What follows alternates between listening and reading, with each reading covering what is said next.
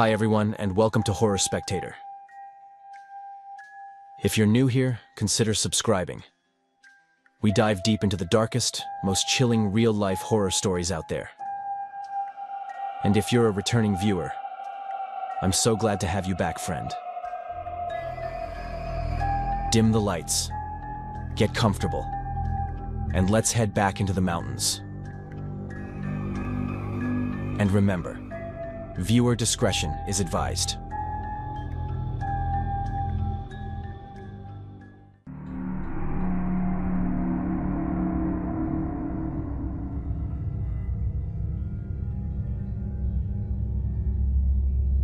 What I'm about to tell you happened more than 45 years ago, back when my family managed to handle everything on our own, though it was one of the most terrifying moments I can remember. Recently, I saw something on the news that felt disturbingly similar, and it brought all of this back to me, which is why I'm telling it again now.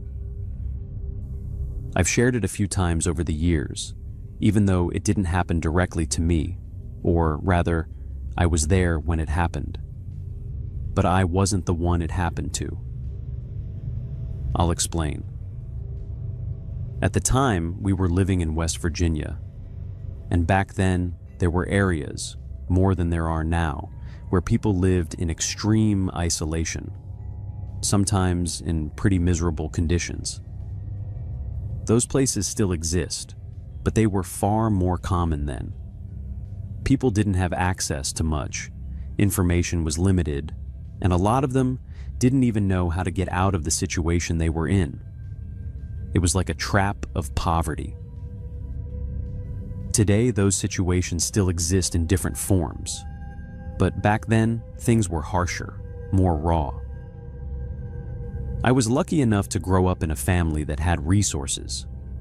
We weren't struggling, not even close. We had vacations, toys, everything a kid could ask for. I had 4 siblings, which today would already be considered a big family, but back then, it wasn't that unusual.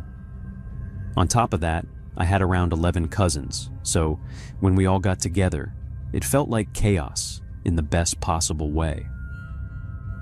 One of my uncles owned a large house by a lake deep in the Appalachian Mountains. The house is still in the family to this day. I'm not going to say exactly where it is, because the last thing we'd want is to draw attention to it. But it's in a very remote area. The place itself is massive, almost like a mansion, right by the water, with multiple bedrooms and the kind of size that requires constant upkeep. Every year, the entire family would gather there for 1 or 2 weeks. We'd go more than once throughout the year, but that particular trip, the one I'm talking about, happened in the spring. It wasn't quite summer yet, but it already felt like it in that part of the country. The weather was warm, the lake looked inviting, and we spent most of our time outside. The younger ones played games, we all swam under strict supervision, especially after one of my cousins had almost drowned there 2 years earlier, which made the adults a lot more cautious. The first 3 or 4 days passed like any other. Looking back, I'm aware that memory isn't perfect. Over the years, details blur. Some things might get distorted. But there are parts of this story that are burned into my mind so clearly that I know they happened exactly the way I remember them. One night, after those first few days, I was sitting by the window in the room I shared with one of my cousins, just staring out at the lake. I always liked doing that, watching the moon reflect off the water. It was quiet, the kind of silence you only get in places far away from everything. At some point, I noticed what looked like a faint reflection of light coming from the tree line right beside the house.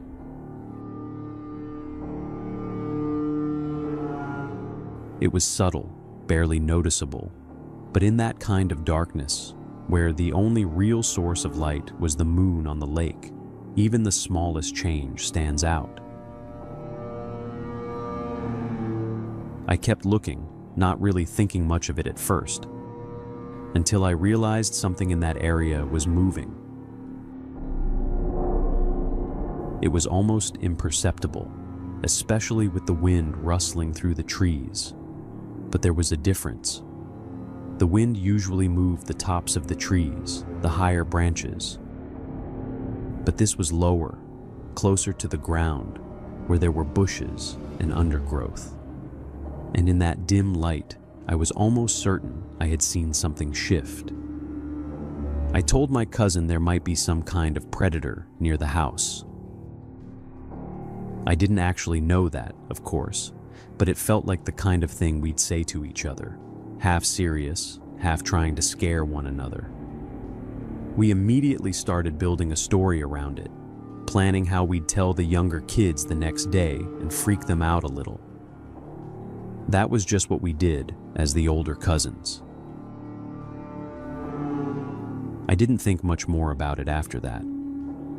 I went to bed, and the next morning we told the story, just like we had planned. The problem is, one of my younger cousins, Lucy, had her own story to tell. That night, she had woken up crying and gone to her parents, saying there was a man at her bedroom window. Her parents got up immediately, alarmed, and from what I later understood, some of the adults went outside to check the perimeter of the house. I hadn't noticed any of this happening at the time, but there had been a search, people moving around, trying to see if anyone was out there. My cousin and I didn't mention what we had seen the night before. Suddenly, the idea that it might not have been an animal didn't feel like a joke anymore. At the time, I remember thinking it was strange that her window had been open, especially since her room was on the ground floor. In those areas, you usually keep everything closed at night. But the truth is, because nothing had ever happened there before, because the house felt so remote and hidden, people got comfortable. Maybe too comfortable. They searched the house and the surrounding area and found nothing. No signs, no footprints, nothing to suggest that anyone had actually been there. In the end, they told Lucy it had just been a bad dream and tried to calm her down. The next day went on as usual. We spent time by the lake, played. Nothing seemed out of place, nothing felt wrong. But that night, I went back to the same window. I stood there for a while, maybe 15 minutes, just staring into the darkness, trying to see if I could spot anything again. After a bit, my cousin joined me and asked what that shape was on the opposite side from where I had seen the light the night before. I followed his gaze, and there it was, a shadow. It looked like the outline of a person standing there, partially hidden between the trees. We squinted, trying to make sense of it, thinking it might be one of our uncles. It wouldn't have been unusual for them to step outside for a cigarette. Most of them smoked back then, and sometimes they'd wander a bit while doing it. From where we stood, we couldn't make out any clear features. But every now and then, there was a faint glow, small and brief, like the tip of a cigarette lighting up in the dark. So we assumed that's what it was. We opened the window slightly and waved. Whoever it was waved back. Then the figure turned and walked toward the lake, disappearing into the trees. Once again, we just assumed it had to be one of our uncles, someone who had stepped outside for a cigarette and decided to take a short walk near the trees. I know that now it might sound strange, and maybe if I had been older, I would have questioned it more, especially knowing what happened afterward. But the truth is we were 12 years old, in a place we believed was completely safe, so the idea of real danger never fully crossed our minds. It also wasn't unusual. Some of our uncles and even a couple of our aunts would go outside at night. Two of my aunts, in particular, were a bit rebellious for that time, especially considering how society treated women back then, and they were actually some of my favorites. They smoked, they walked around at night, they didn't really follow the rules people expected them to follow. So, in our heads, it made perfect sense that it could have been one of them, even if, from what we saw, it looked more like a man. So we ignored it, went back to bed, and figured we'd just ask at breakfast who had waved back at us. But that's when things started to shift. The next morning we asked casually, expecting someone to laugh and admit it. But no one did. None of our uncles, none of our aunts. No one had been outside in that area at that time. And suddenly, there were two separate things that didn't line up anymore. We had seen someone near the house, and Lucy, even if she was young, had said there was a man at her window. You could feel the tension at the table change. It wasn't dramatic, no one panicked, but there was a subtle shift, like something unspoken had just settled in the room. For the first time, it felt like maybe we weren't as alone out there as we had always believed. That night, everything was different. All the windows were shut and locked. Every door checked multiple times. Some of my uncles even went up to the attic, the highest point in the house, where you could see all around the property, and they took turns watching, scanning the tree line, trying to catch any movement. But they didn't see anything. After that, a few days passed, maybe 2 or 3, and nothing else happened. No shadows, no lights, and no signs of anyone. Slowly, people began to relax again. The explanation that made the most sense was that it had been someone passing through. After all, even if the house itself sat on private property, the surrounding forest didn't belong to us. And it wasn't impossible for hikers or strangers to wander through, spot the house, get curious, maybe linger a bit. So, eventually, things went back to normal. About a week after we had arrived, we were all outside playing hide and seek in the forest, both the younger kids and the older ones. There were rules, of course. We weren't allowed to play after dark, and we weren't supposed to go too far beyond the perimeter of the house. The younger kids followed those rules, but the older ones, like me, sometimes bent them a little.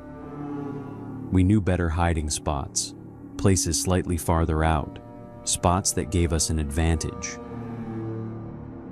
I had one in particular, a small recess between some rocks, far enough that it technically broke the rules, but still close enough that I could see the house through the trees if the lights were on, and I could hear voices, hear my cousin counting as he got ready to come find us. I had been there maybe 2 minutes when I heard something to my right, a sharp and sudden noise. Before I could even process it, I saw him. It was a man moving through the trees, passing incredibly close to where I was hiding. I froze. I remember letting out a small breath, barely more than a whisper. But it was enough. He stopped immediately and looked around. My heart was pounding so hard, I thought he would hear it. I knew that from where I was, he couldn't see me unless he got lower, unless he crouched or stepped closer. I covered my mouth with my hand and stayed completely still. It's hard to explain why that moment felt the way it did, But being there, hidden, alone, knowing that this was the same presence we had noticed before, it was one of the most terrifying things I had ever experienced. After a few seconds, maybe longer, he kept moving. The second I felt safe enough, I got out of that spot and ran. I ran as fast as I could back toward the house, shouting before I even reached it, yelling that the game was over, that this wasn't a joke, that everyone needed to get back inside immediately. They heard it in my voice, and one by one, my cousins and siblings started coming out of their hiding places. My older brother, who was 15 at the time, the only one older than me, grabbed me and asked what was going on. When I told him, he didn't hesitate. He ran to get our parents. Within minutes, everyone was being called inside. Adults were shouting names, making sure every child came back. One by one, we all made it in. Except Lucy didn't. At first, it was just confusion. Then it turned into panic. My aunt and uncle started screaming her name, their voices breaking in a way I had never heard before. We, the kids, were told to stay inside, my older brother watching over us, while all the adults ran back out into the forest. Hours passed. I don't remember how many, but I remember the feeling, the waiting, the silence inside the house, broken only by occasional shouting from outside. My parents talked about calling the police, but back then, in a place that remote, it would take a long time for them to arrive. My uncles believed they could cover more ground themselves at first, that they could find her faster. They searched through the night. They didn't stop. It took about a day and a half before they finally called the police. Once the police got involved, the search expanded. But even then, nothing. No sign of her, no clues, and nothing to suggest where she had gone. 5 days passed like that. Then my Aunt Joanne was walking past one of the storage areas attached to the house, and she found her. Lucy was inside, tied up and barely conscious. She had been there the entire time. None of us had even thought to look there. It was too obvious, too close. No one expected that whoever had taken her would hide her inside the property itself, that close to the house, with so many adults around, some of them armed. It felt impossible, but it had happened. She was rushed to the hospital. They ran tests, and thankfully, she hadn't been physically harmed, but there were clear signs in her system that she had been drugged. The police searched everything, the house, the land, and the surrounding forest, but they never found anyone. Obviously, we didn't go back to that house for years after that. Over time, Lucy started remembering small pieces. Not everything, but enough. She remembered his face, said he had a lot of facial hair. She said that at first, he had been kind, that he told her he was a friend of her father, that he knew a really good hiding spot. She was 5 years old. She didn't know what real danger looked like. So she went with him. We never figured out what his actual goal was. If he had truly wanted to kidnap her, he could have taken her with him. He had more than enough opportunities to do it. If he only meant to scare us, then it raises an even darker question. Because what kind of person drugs a child just to make a point or to get some twisted sense of satisfaction out of it? There were whispers over the years, quiet conversations between the adults that we weren't supposed to hear, suggesting it might have been some kind of personal grudge. maybe directed at Lucy's father, who, despite being family and someone I cared about, was known to have made enemies in that area. But even that never turned into anything concrete, just theories that never led anywhere. The truth is, we were left without answers, and sometimes that's worse than knowing. Not understanding why something like that happened, not knowing who was capable of it, it stays with you in a way that's hard to explain unless you've lived through it. It changed all of us. Lucy was never the same again. She became quiet, withdrawn, the kind of child who would hesitate before trusting anyone, even people she had known her entire life. As for the rest of us, that sense of safety we once had, running freely around that house, hiding in the woods without a second thought, it was gone overnight. For years, none of us wanted to go back there. That house, which used to feel like the center of our childhood, full of noise and laughter, suddenly felt exposed, like something could be watching you from the trees at any moment. A few of us did return eventually, older, trying to convince ourselves it had all been a one-time thing, something that couldn't possibly happen again. But it was never the same. We slept lightly, every small noise pulling us awake, every window locked, every door checked more than once before going to bed. No one wandered far from the house anymore, not even during the day. And even now, after all these years, we still don't have an explanation. No suspect, no clear motive, nothing that ties it all together in a way that makes sense. The only thing we can hold on to is that, somehow, it ended without something even worse happening. Because whatever that man intended to do, whatever was going through his head, it could have gone so much further. And that thought alone is enough to make it stay with you for the rest of your life.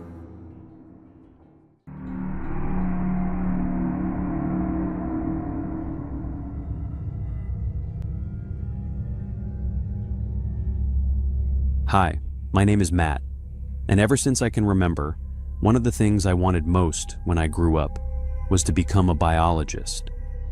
Specifically someone who studies the kind of flora you only find deep in the Appalachian Mountains. I'm originally from West Virginia.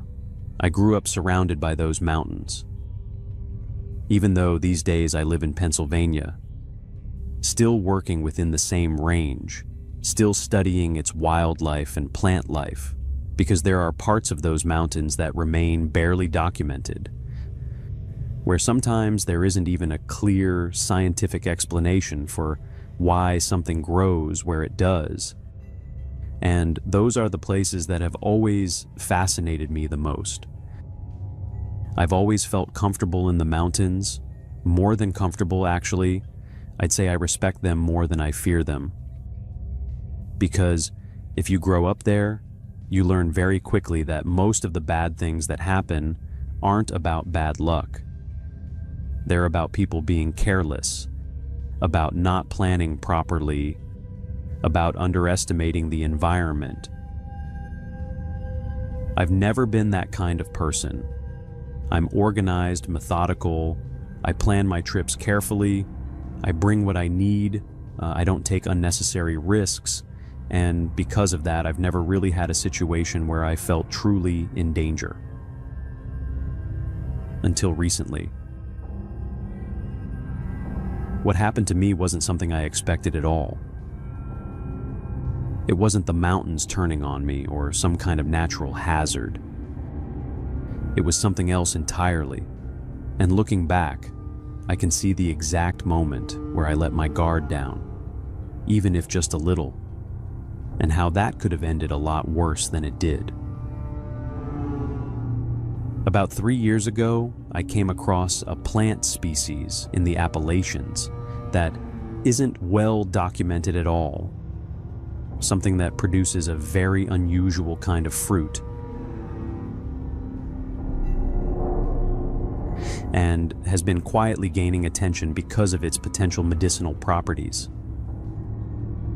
Since then, a big part of my work has been focused on studying it, understanding how it grows, how it spreads, what kind of conditions it thrives in, and more importantly, why it exists in the specific locations where we found it. That means a lot of field work, a lot of time spent deep in the mountains, mapping patterns, collecting samples, trying to build something that resembles an explanation. Around 3 months ago, I was assigned a new assistant for the research program I'm part of. Normally, that's a great thing. Most assistants come in eager to learn, motivated, curious, and honestly, it helps a lot with the workload, because this field isn't exactly well paid, and there's a lot more work than people realize, especially with how often science gets dismissed or misunderstood. Over the years, I've worked with several assistants, and I still keep in touch with most of them. They've all been great people. But this one was different. From the very beginning, something about him felt off. He was actually a year older than me. He had just taken a different path and started college later, which wasn't an issue in itself, but there were small things, patterns in his behavior, that started to stand out the more I paid attention. It wasn't anything obvious at first, just little moments where something would go wrong for someone else, and he seemed to enjoy it a bit too much. Or the way he reacted to things that most people would find uncomfortable. There was one time on campus when we came across a dead frog. Nothing unusual. It happens. But the way he joked about it wasn't normal. It wasn't just dark humor. It felt like there was something behind it, something that didn't sit right with me. And I know people use humor to deal with discomfort. I've done it myself, but this felt different. There was a certain weight to it, a kind of negativity that followed him around. I'm not the kind of person who judges others quickly. I usually give people the benefit of the doubt, but I'll be honest. There have only been 2 other times in my life where I got that same feeling from someone. And both of those times, I ended up being right to be cautious. Still, he was my assistant, and I had a job to do. So I pushed those thoughts aside and kept things professional.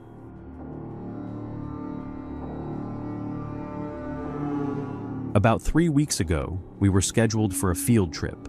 Just the 2 of us and another colleague from the program who had more experience than both of us combined. The plan was simple. A 2.5-day trip to collect samples and document a specific area where the plant had been spotted before. But a couple of days before we left, our colleague had to cancel because her kid got sick. And since we had already prepared everything, we decided to go ahead with just the 2 of us, keep it simple, get what we needed, and come back.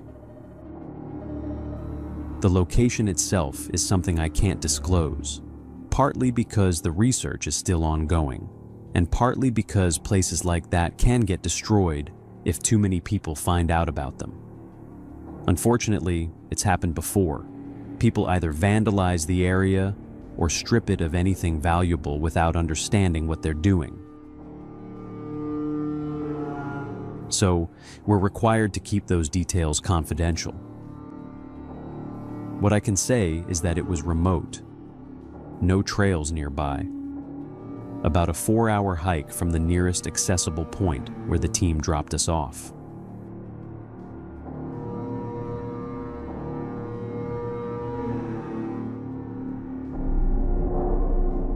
We started early, and I'll give him this. He was fast, faster than I expected. and we made good time getting to the area where we planned to set up camp for the night before heading deeper the next day. We arrived with about an hour of daylight left, which was perfect. Enough time to organize our gear, set up camp, and get some rest before continuing. It was only when I started unpacking that I noticed something was wrong. My first aid kit was missing. That's where everything really started to shift for me. I felt a sharp wave of unease almost immediately, because this wasn't something clipped to the outside of my pack or hanging loose where it could have fallen off without me noticing. It had been inside my backpack the entire time, stored carefully where I always keep it. I ran through the day in my head, every stop we had made, every moment I had taken the pack off. And there wasn't a single instance where I could remember opening that compartment or leaving my things unattended.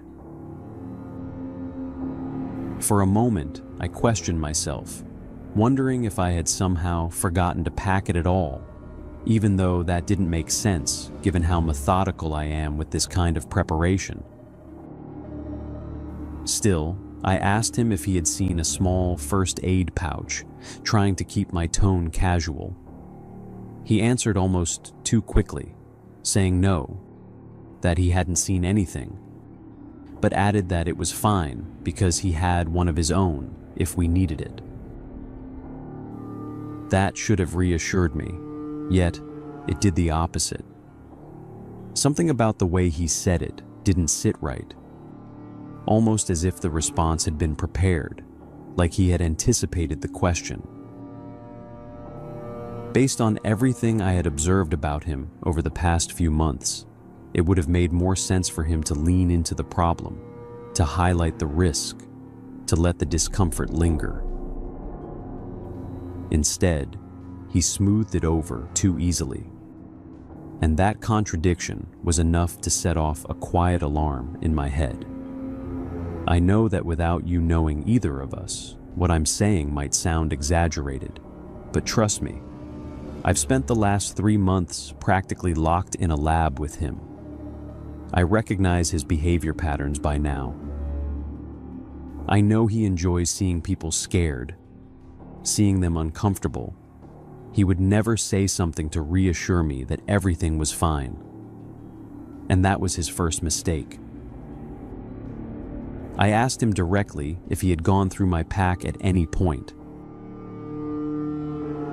He gave me a flat no, followed by that same dismissive look I had seen him give others, though this time it was directed at me, and I let it go. I told myself I might be reading too much into it, that maybe I had made a mistake, even if that didn't feel true.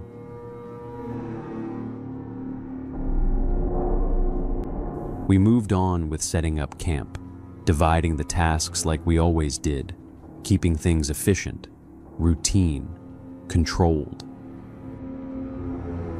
As night settled in and the light dropped off, he suddenly mentioned he was going for a walk. That alone made me uneasy. We weren't there for leisure. We were there to work, and wandering off in the dark in a remote area introduced risks we didn't need. I told him no, not directly as an order, but firmly enough that it should have been clear. He looked at me again with that same expression, then said he was just going to the bathroom and stepped off into the trees. 10 minutes passed. I stayed where I was, telling myself there was no reason to escalate things, that he might actually just be taking his time. But the silence around me grew heavier with every second.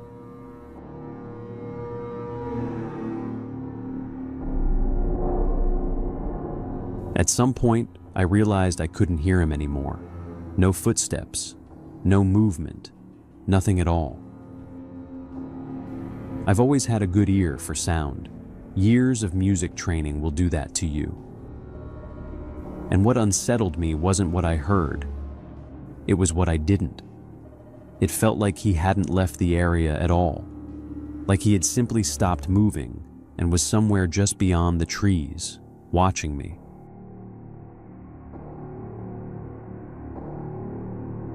Sometime around 3 in the morning, while I was lying there fully awake, I heard the zipper of his tent slide open. I stayed still, listening as his footsteps circled mine, slow and deliberate. Not the kind of movement you make when you're half asleep or stepping out for something normal.